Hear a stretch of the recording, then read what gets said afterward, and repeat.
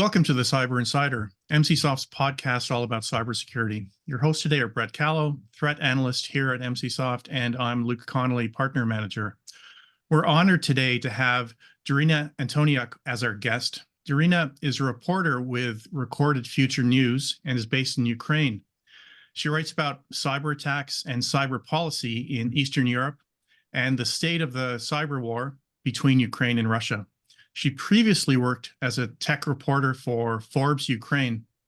Her work has also been published in the Kyiv Independent, the Kyiv Post, and Sifted. Welcome, Daryna, and thanks very much for taking the time to talk to us today. Thanks for having me. Nice to meet you. Good morning. In addition to the background that Luke provided, could you provide some extra details as to your background and in particular how you got into reporting and in particular cybersecurity reporting? Yeah, sure. So I became a journalist because I was interested in too many things, and journalism was a really good field to combine all of them and not just learn about them, but talk to people who understand them and to actually tell great stories which are engaging and interesting to others. And as a bonus, you can also uncover things which are under the surface and that can actually make an impact. As for cyber, like my story is probably not what you expect to hear. Before going into cyber, I was covering like tech startups, venture investment, IT regulation in Ukraine, and I got really bored. So I was looking into something else, and someone recommended me to listen to the podcast called Darknet Diaries, and I became obsessed. I listened to every single episode they had, and I became so interested in cyber that I started reading books. I learned a little bit of theory. I also signed up to several online courses and tried to pitch as many cyber-related stories to my former editor at Forbes as possible.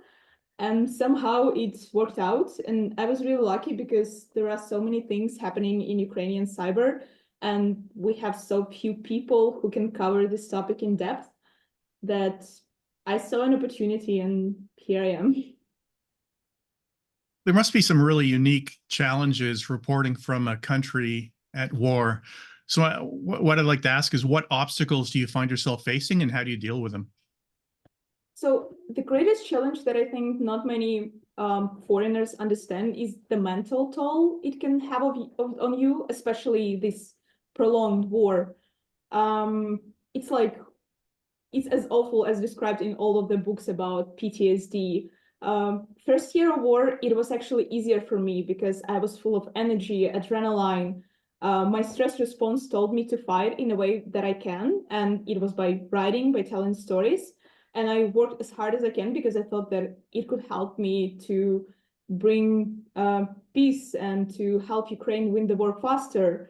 But then on the second year of war, we had blackouts, and it was the worst because, like, just imagine you wake up in the middle of the night because your house is shaking from explosions, and there is no electricity. You go to the bomb shelter, which is dark and cold. You sit there for like hours. Then you return home, and you cannot even take a shower because we didn't have water sometimes after big missile strikes on critical infrastructure facilities. And you experience all of that before your working day actually starts, and you start the working day feeling exhausted and miserable. But even on the second year of war, you felt like we can win soon, it can be over soon. This year is very, very different because everyone is tired. Like, we see the support to Ukraine decreasing. Everyone in Ukraine do not expect that the war will end soon, and you have less motivation, less energy. But you think about all the people on the front lines, and they cannot take a day off and they cannot complain. So sometimes you just go through the day thinking about them and what your work can do to help them. What's the most significant story you've covered so far, or the most important to you?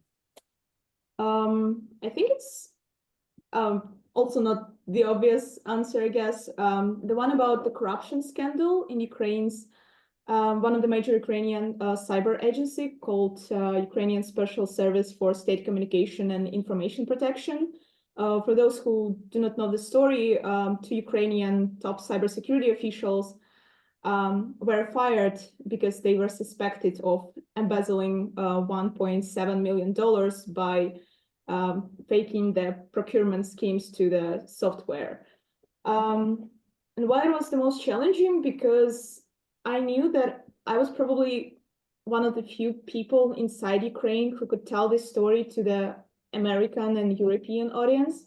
And I monitored it closely, and I wrote like 5 stories linked to this case. And also because writing about corruption in Ukraine during the war is challenging, since we rely so much on foreign aid, and corruption means that a fraction of this aid was abused, misused by some of the people in a way which do not contribute to the war efforts. So it means that the help, the assistance we receive could decrease.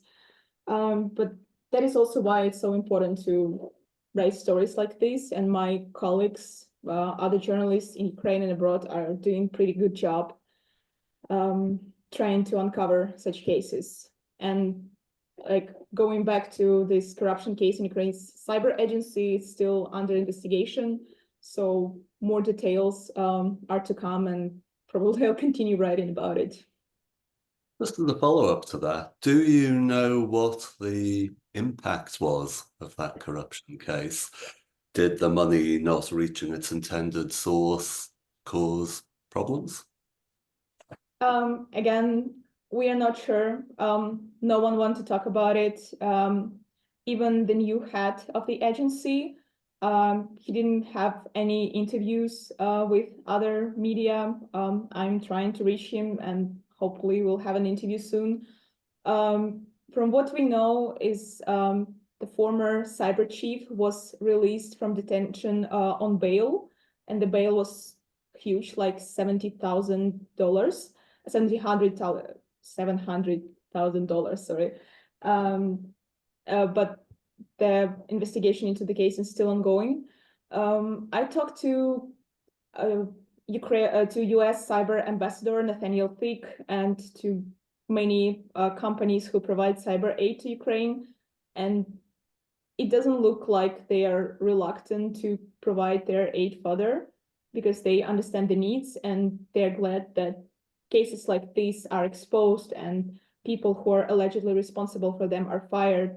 So hopefully we will not have cases like this in the future, but we don't see a huge impact right now, at least from what we know publicly. I think during the lead up to the start of the war and in the initial phases of the war, there was a lot of anticipation about, what significance a cyber, the cyber warfare potential would have on the greater war as it unfolded. So how do you see the tech sector in Ukraine, including the cybersecurity sector, holding up? How have they been holding up during the war? I think they've been holding up pretty great. I mean, in terms of business, the exports, the profits have decreased, but I talked to a lot of tech businesses and some of the cyber businesses, and I think their response to the war was really admirable, because a lot of them relocated their people and businesses to Western Ukraine, which is safer in the first weeks of the war.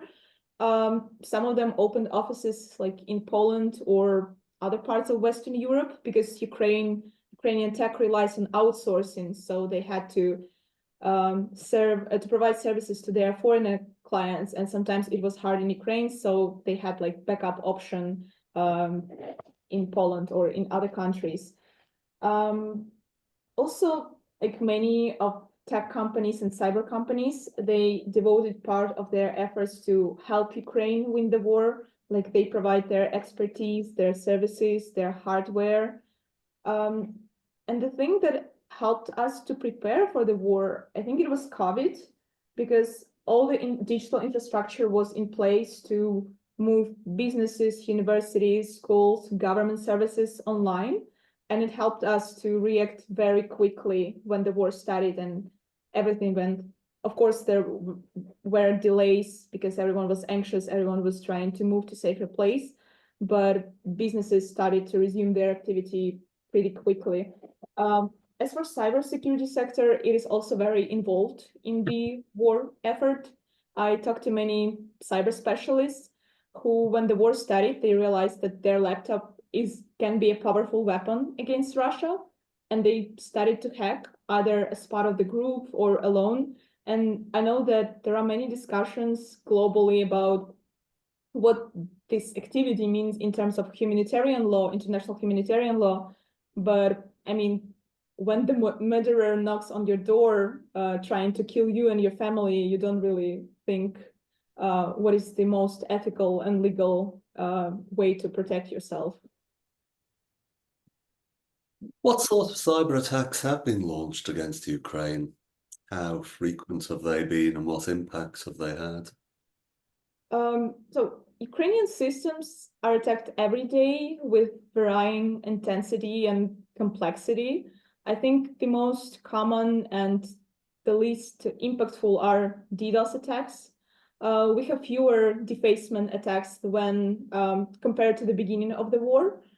And I don't really see many reports of ransomware being used against Ukrainian businesses or state agencies, but we have a lot of destructive attacks and espionage campaigns with the use of Viper malware and info-stealing malware. Ukraine's emergency response team published a report recently which says that only in 2023 they reported like 2,500 cyber incidents, which is more than the previous year. And of course, we have disinformation campaigns. And what's interesting, there are many cases when Russia combined its information campaigns and cyber campaigns, like when they hacked into several Ukrainian media outlets back in January or February, and they published fake news articles on their websites. So like I heard several, I went to the Munich security conference back in February, and I remember several experts saying that Russia sees its cyber and information domain as the one whole thing, and it's trying to use it against its enemy, like without separating it. So we see more and more cases of it here in Ukraine. As I mentioned earlier, following the Russian invasion over 2 years ago, there was a lot of talk about cyberwar. Do you think that the cyber events that have been happening since then constitute a cyber war? What is a cyber war in your mind? Ukrainian state officials love to talk about that. We had a big cyber conference back in Kyiv. We had a big cyber conference in Kyiv a month ago, and the whole panel was devoted to the definition of cyber war and why naming matters. So what Russia is doing in Ukraine, it's not a conflict or crisis, it's a war.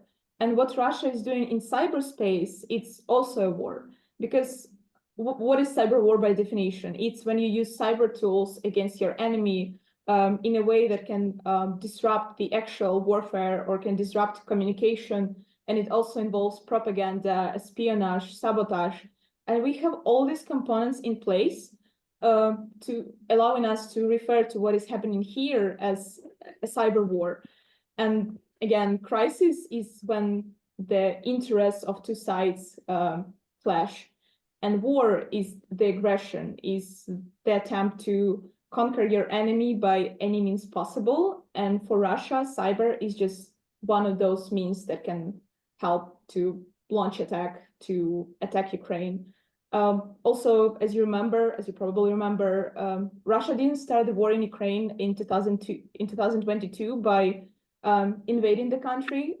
Its first move was launching cyber attack first 2 weeks before the war, then 1 week, then almost a day or two before the actual invasion happened. So it penetrated our borders with cyber means even before its troops went to Ukraine.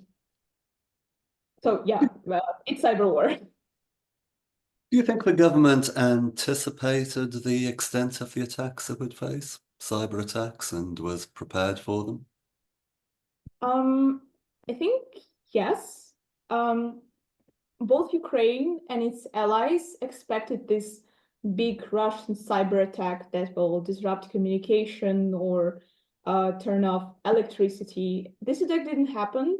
We still don't know why, either because Russia didn't have enough cyber capabilities, or maybe it decided that launching these smaller attacks is more efficient way.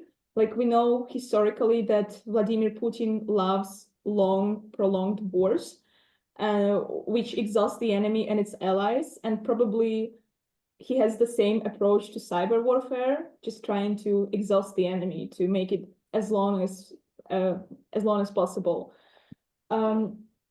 Also, the war in Ukraine didn't start in 2022. We had the first invasion in 2014. So it's been like 10 years battling Russia, both in cyberspace and on the ground. And since around 2014, Ukraine started to fortify its networks, and it worked very closely with the US.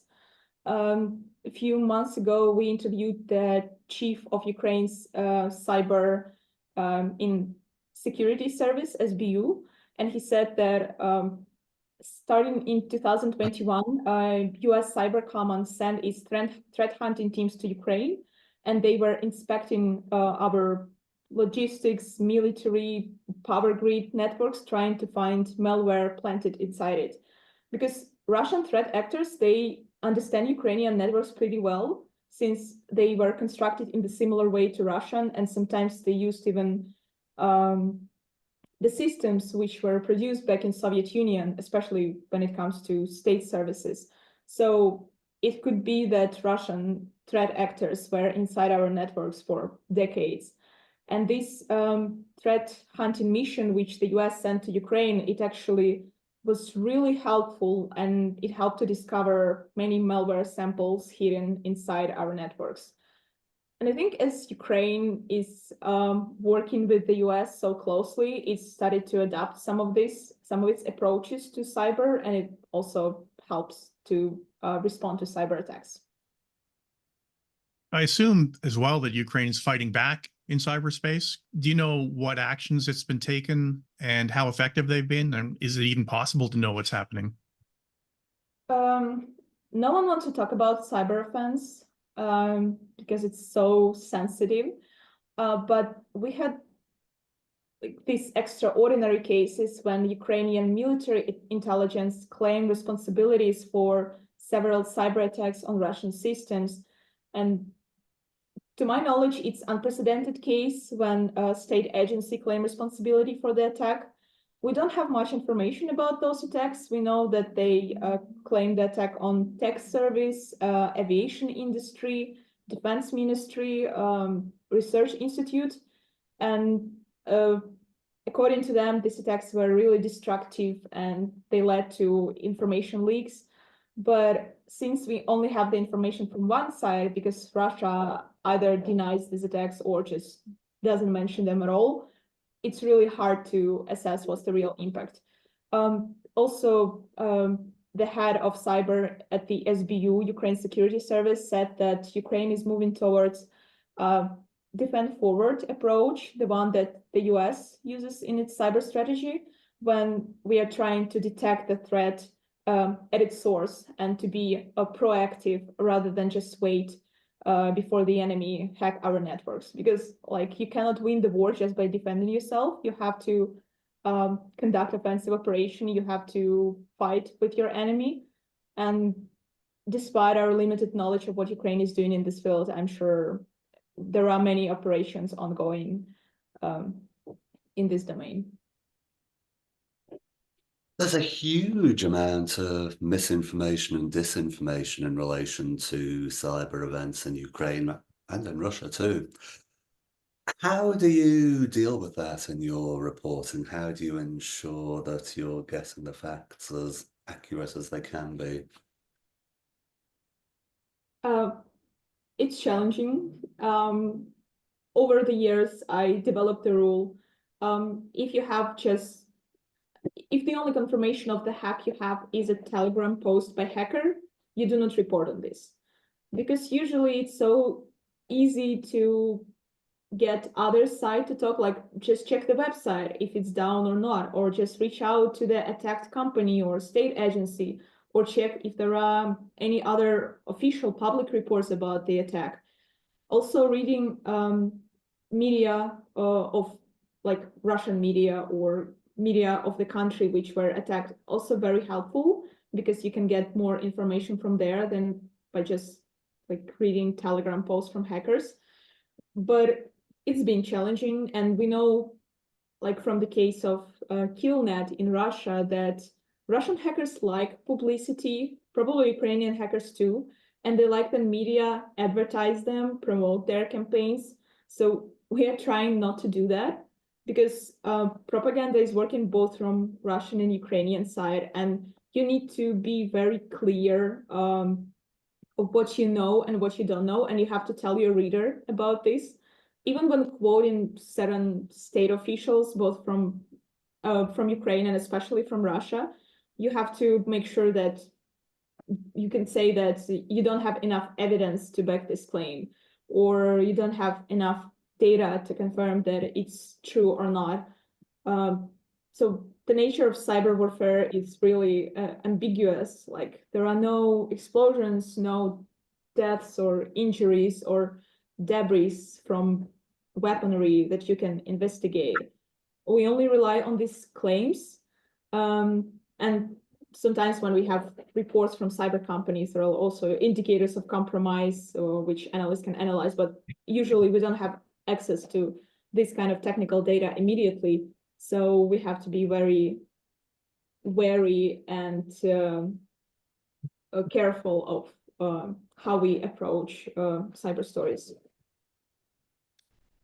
Beyond the war, a lot of your reporting at Recorded Future News exposes nation-state hacking, from Lithuania warning about China to Russian influence campaigns in the Baltic states and North Korea campaigns against their southern neighbor and others.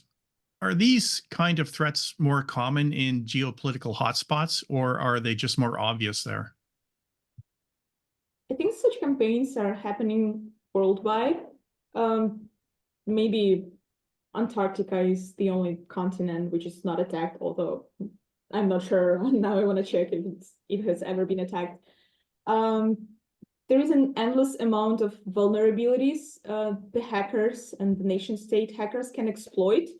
And we need to have good deterrence policies in place to ensure that these vulnerabilities are not exploited in a bad way.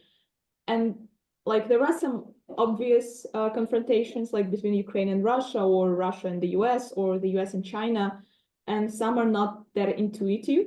Like I had a report recently from Lithuanian intelligence agency, which said that Lithuania is frequently attacked by Chinese hackers.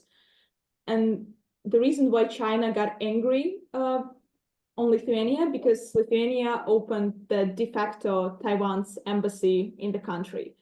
So basically countries use this cyber means to keep an eye on their enemies without the need to like deploy weapon or to be in an open conflict with them. It's a very convenient way to keep an eye on what other countries are doing. Also talking about like geopolitical hotspots, we rarely think about our world as a separate set of countries. We think about blocs, alliances like NATO, European Union, OPEC. And if one NATO member is attacked, other NATO members should also be wary. If one European country is attacked, other countries are also under threat. That is why it's so hard, like in case of Ukraine, all of the Ukrainian allies are under threat, because if you are not for Russia, you're against Russia, which makes you a target. Until the start of the war, Russian and Ukrainian cyber criminals would often work collaboratively. They would cooperate. Does that still happen, or have those ties been mostly severed now, do you know? Well, we don't have many public reports about this, honestly.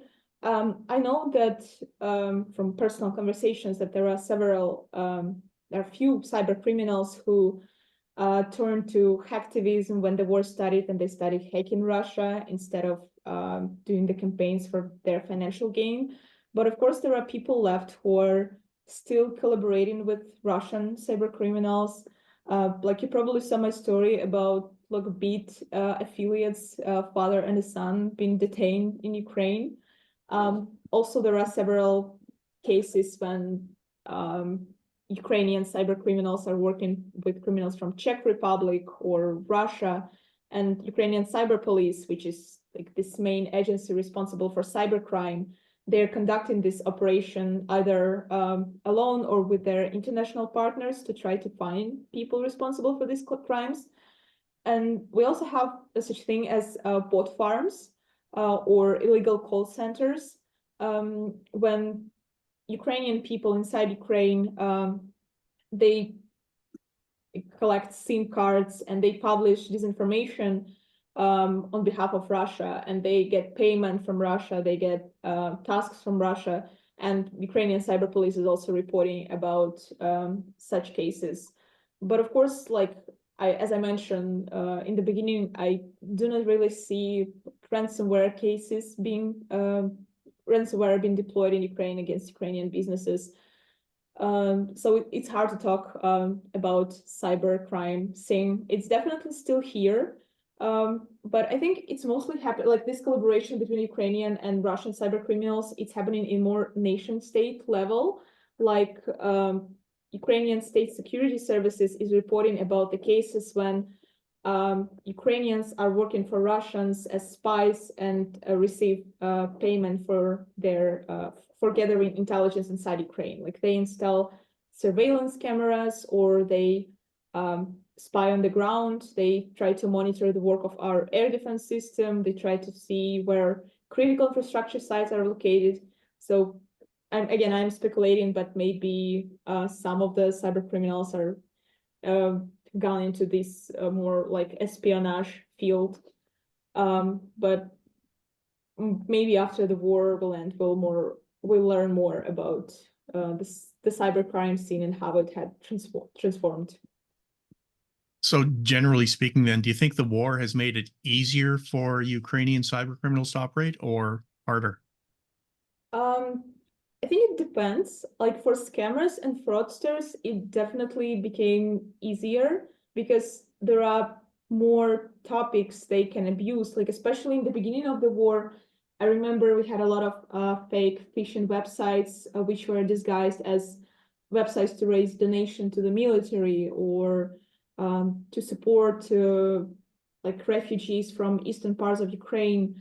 And cyber police also reports on these cases on these phishing websites or SMS spamming campaigns trying to play on Ukrainians' feelings, since like especially during missile strikes or during big events like when we had some tragedies so almost every day, you're really vulnerable to those kind of attacks. Your critical thinking is less sharp, so it definitely makes you a target of cyber criminals. Are there any cyber events that haven't received as much attention in the West as they maybe should? I'm not sure like about Ukraine because all the eyes are now in Ukraine and have been in the last 2 years. Like we have reports coming from Microsoft and ESET and Mandiant and all the discussions during cyber conferences there. Ukraine is still a major subject. But what particularly I face in my reporting, and I think what information we are lacking is the information from Russia. Like we have companies, local companies, Kaspersky, Group IB, Sanctioned Positive Technology or FACCT, which operate inside the country, and they publish reports which are linked to Russia and its cybercrime scene. But again, since Russian government is so involved in what its businesses are doing, we cannot know for sure if these reports are true, if they were manipulated. And when I try to talk to experts from Western companies to like confirm this data or to get more independent views, they cannot comment on this because they say that they don't have enough visibility in the country, since many companies left Russia either during the war or because of sanctions. And it's really hard sometimes because like the advantage Ukraine has in the war with Russia is that we know our enemies so well. Like we understand its language, we understand its weaknesses, its culture, its mentality. We've been fighting it for centuries. And it's been working both ways. So when we don't have visibility on what is happening inside of the country, inside its cyber, I think it's becoming harder to understand the enemy. It's probably not true for like security services who are probably spying on Russian agencies.